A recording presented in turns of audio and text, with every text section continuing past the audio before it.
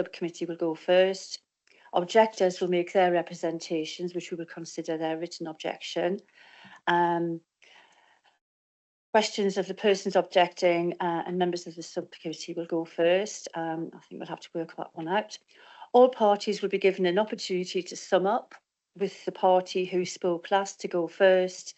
The hearing will then conclude, and then the subcommittee will deliberate in private with the legal advisor and clerk present.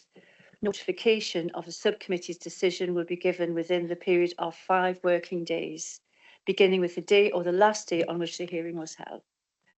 The notification of decision will include information about the right to appeal as appropriate.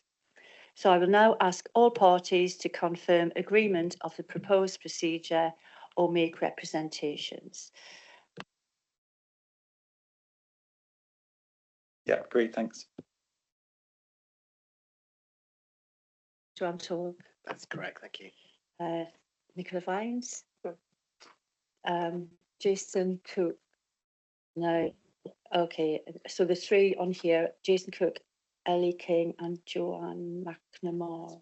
That's you. I've got no objection. Thank you.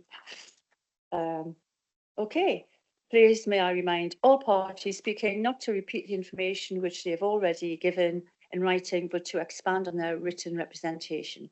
All questions are to be asked through the chair, and there will be no cross-examination of parties. So I'll now ask the licensing officer to present the report. Morning, Chair. The matter before you for consideration this morning is an application for a new club premises certificate at Mudderford Cricket Club. An application was submitted by Mr. David Vines on behalf of Mudderford Cricket Club on the 5th of March 2025.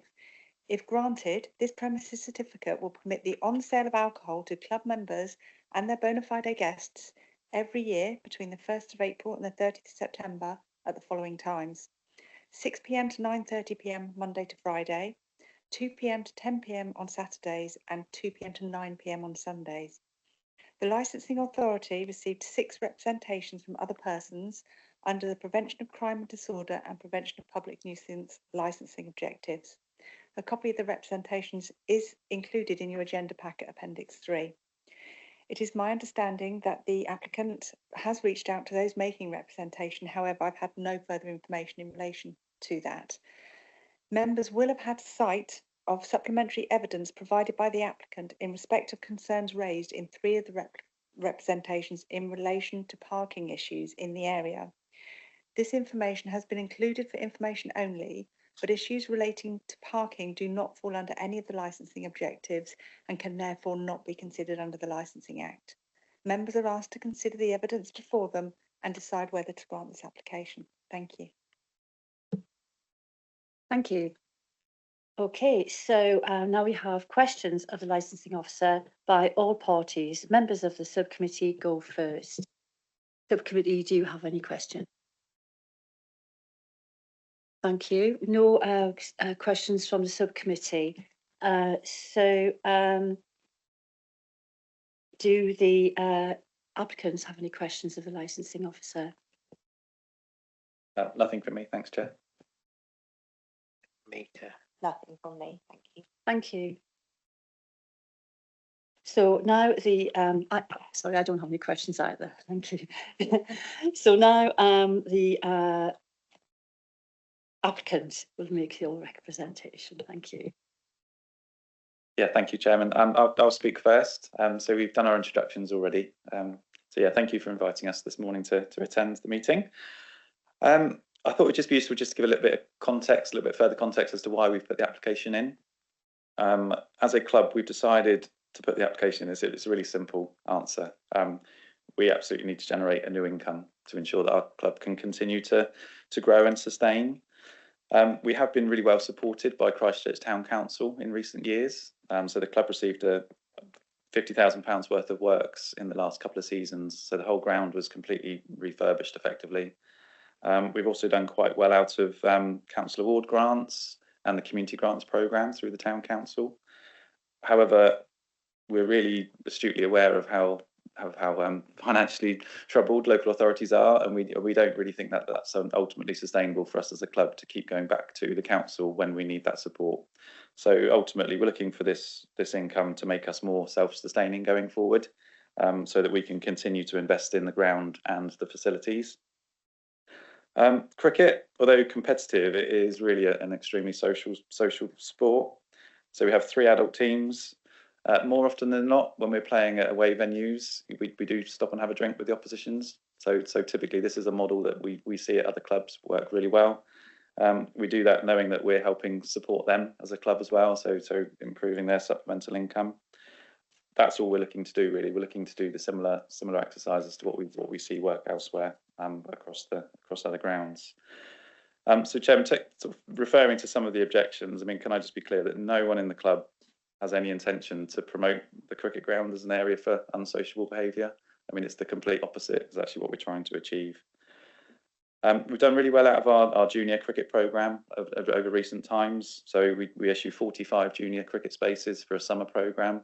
They sell out within a fortnight. We did really well last year in terms of having a sponsor come forward. So we were able to run free barbecues for our junior players. And the only thing that parents basically were commenting was, you know, happy to pay for a burger. Oh, it'd be so nice to have a nice cold beer or a gin and tonic to go with it. And unfortunately, we're not in the position to be able to do that. Again, just touching on why the sweeping 7-day licence. So we are trying to grow as a club. We put a lot of work into our junior section. We're now running 3 junior teams. We don't necessarily know when those games are going to take place. So we absolutely have no intention of manning the pavilion 7 days a week. It's only when there are cricket matches being played that we would like the option of having the ability to run a bar and sell alcohol. We also have various travelling teams as well that come and play. So again, they might suggest a Monday night or Tuesday night. We don't know. So again, it's just about having the option open. The pavilion's really well protected. So we have had issues with vandalism in the past, but again, the town council really have well supported the pavilion. So it's a bit like Fort Knox, really. There are shutters that absolutely keep it really well protected. New metal doors both sides. So again, we think that the chances of sort of break-ins and again the antisocial side are really slim going forward. Inevitably, a club committee member is usually last to leave as well. So again, it's in our interest. We always leave the ground nice and tidy, because otherwise, you know, if Rav's second team captain playing at home on Saturday, he'll get a lot of grief from the first team captain the following week if it's not left nice and tidy. So again, we all take a responsibility to do that. It's all in our best interest to keep everything nice and clean and tidy. So again, on that basis, we're confident that littering won't become an issue either. Chairman, that's all I was going to say. I hope that's given you a little bit of more context as to why. I'm not sure whether my colleagues would like to add anything further at this point. Not at this point, Chair. No, I don't have anything to add. Okay, thank you. moment. Subcommittee members, do you have any questions? Yes, please, Chair. Can I ask how the alcohol will be dispensed? I'm guessing that because it's such a small club, that it's probably going to be cans and bottles. And will all that alcohol be stored in the lockable storage unit in the kitchen, please? Thank you, Chair. Yes, yeah, predominantly cans and bottles, absolutely. I think we have run successful kind of one-day events as well. So we have had temporary event notices in the past where I've gone to the local brewery and a barrel kind of approach again works quite well. But yeah, absolutely, typically glass and cans. And again, we have recycling bins as well. So we make sure that all gets recycled rather than just chucked into general waste. And yes, Jem, just to confirm, there's a lockable door effectively in the pavilion. So everything will be kept locked away. Yeah. Any other questions? I have a question regarding the closing times and the times they're serving alcohol. So I can see you're finishing 9:30 most evenings, 9 o'clock on a Sunday and 10 o'clock on a Saturday. Can you just let me know what happens around when the members leave the ground and how that process works, and what time do you normally have an empty building? Is there something you can be able to give more shed light on there? Thank you, Chair. I could try and answer that. As second team captain, we often wait for our other teams to return so we can have a social chat about how the games went. And then what we tend to do then is give all members time, notice when we're closing down, and we close the whole building down, clear the litter, and only the captains have the key to the cupboard, which we're proposing where the alcohol will be kept. So it is an ordered process. The first team and second team and third team captain met on Monday, and we have a programme which we're producing of all the closing down processes for this season. So That's brilliant, thank you. So what time on average would that, would you actually have completed the closing down process? So this Saturday, for example, we had the inter-club friendly where we had a mixture of first, second team playing at home. We'd finished by 7 o'clock and most members went home by 7:30 because the game finished early because it wasn't a long game. All right, okay. And can So I we just don't have add, about to have a few more it's drinks. very dependent on how the game has gone. Obviously, if it's a bit of a disaster and we've all finished early, it can be closed down very early, or you could be playing till 8 o'clock, and then obviously sort of an hour or so after for sort of drinking up and things like that. So it's quite hard to put a specific time, but I think, as we said, it's not our intention to stay there and be open the whole evening. It's a case of everybody comes back, you have a chat, we close down, and then, as some of the objectors said, we will retire to local venues to carry on drinking. It's not an intention for it to be open like a pub for everybody to stay there until a closing time. It's very much for sociable, everybody getting together and then moving on to a licensed venue after the match. That makes perfect sense, thank you. One last point is the cricket club committee meet monthly. We have teams meetings, and there will also be policies and process put in place on our, which we will, I'm sure, are in place for this particular event. That's really helpful, thank you. I just have another question around sort of antisocial behaviour. I know that was raised earlier. Can you give me an idea of how many antisocial behaviour examples you've had over the past year? Yeah, I can come in on that, Chair, and I'd say very few. I think with the extra security now around the pavilion, we don't get people sort of congregating around the pavilion after hours and close. I mean, generally it is a recreation ground, so obviously there are, youths and whatnot do use it and sit around, but yeah, we've certainly had no antisocial behaviour of any note, certainly over the last 12 months. So hearing from what you're saying is they're not actually particularly tied to the licensing part of it, of the area. No, absolutely not. No. Yes. So just to clarify on that, the ASB that you've had that has typically happened or can happen around the recreation ground, that's not your members, that's our other members of the public. Is that what you're saying? That's absolutely right. Yeah, I mean, say we're a nice bunch, us cricketers, trying to set an example to the next generation. So yeah, there's no trouble amongst the cricketers whatsoever. It tends to be potentially out of hours. When we're not there, it's just a recreation ground, and we can't obviously police what happens there. Perfect. Thank you. Thank you. Okay. As the objectors aren't here, then obviously the subcommittee need to consider what's in the objections, and there's just one point I'd just like to ask. One of the objectors is concerned that the alcohol be consumed outside of the clubhouse, creating disruption and stress to local residents. So it's really, how would you manage that? You've said it's quite a small clubhouse, so I'm guessing there is a risk that people will be outside the clubhouse. How would you manage if it started to get a little bit rowdy?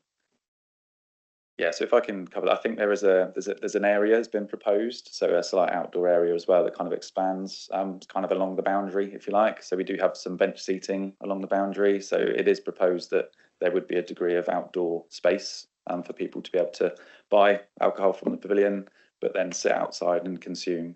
And again, we're absolutely clear as a committee that that's our responsibility to make sure that that doesn't overspill beyond where that licensable area is. We're really clear on that, and again, all of our players will be clear on that, and they'll make sure that they help support that as well. Mr. Murphy.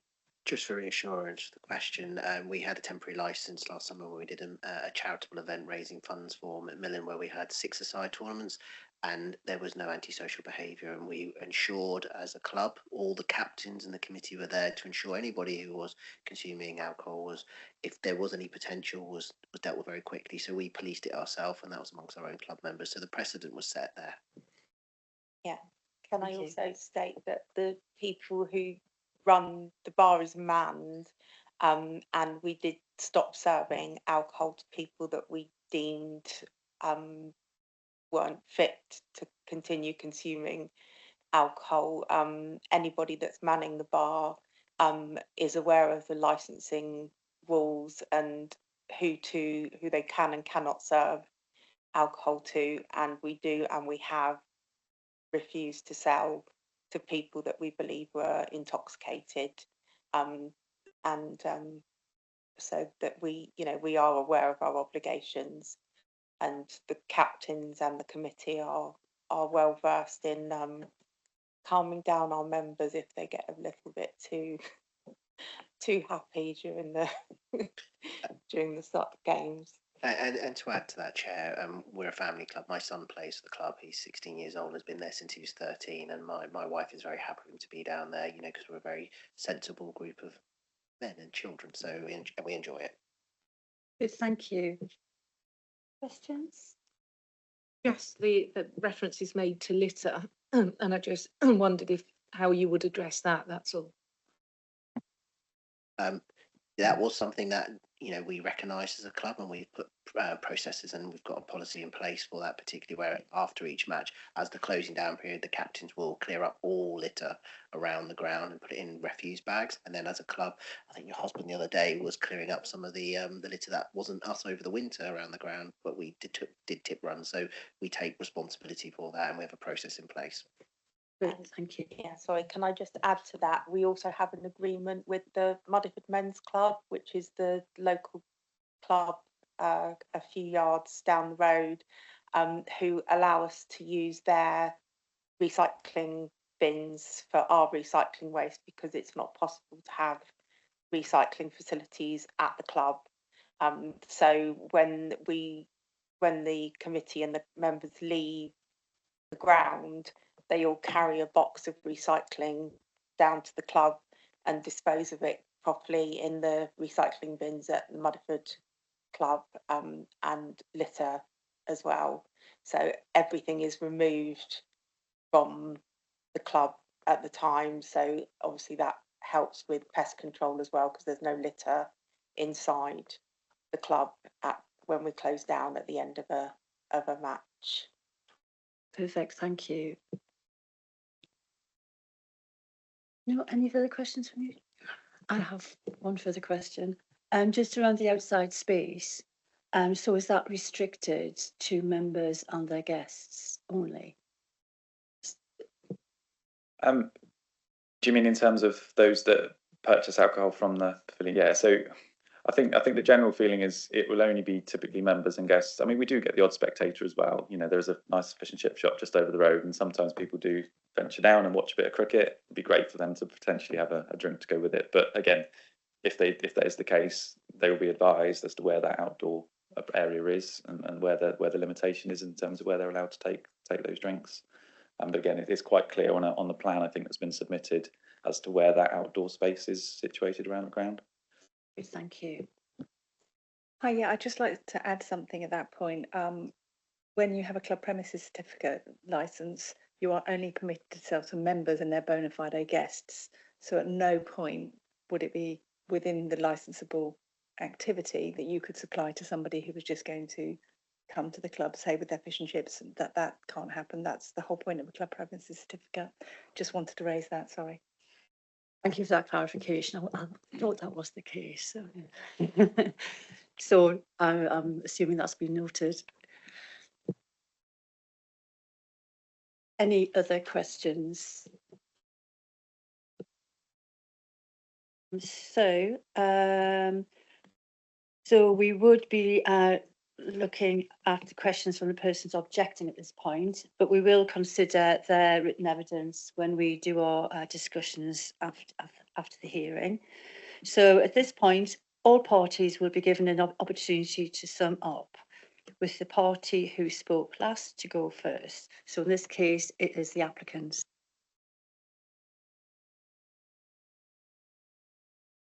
I just wanted to note that we have had some support from the local residents. We had a gentleman who came down on Saturday who's written a letter, but obviously that was submitted too late to us to send in. And we've also had a gentleman as well who's also supporting, and he's happy to give his name, but obviously that came in too late. Okay, thank you. Licensing officer? No, nothing further to add. Thank you, Chair. Okay, anything from, nothing to add? So,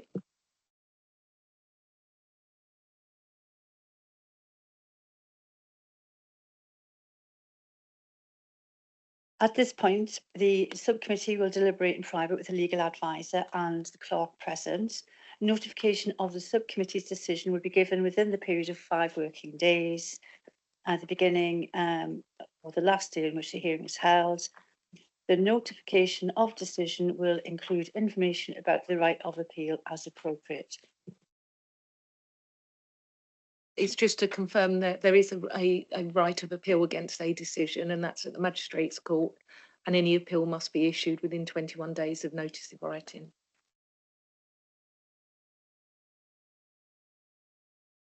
Okay, so I'll now I'll conclude the hearing. And at the end of this meeting, the subcommittee will adjourn in private with the legal advisor and the clerk to deliberate, and the decision will be conveyed to you in the time limit explained earlier. So this meeting is now closed.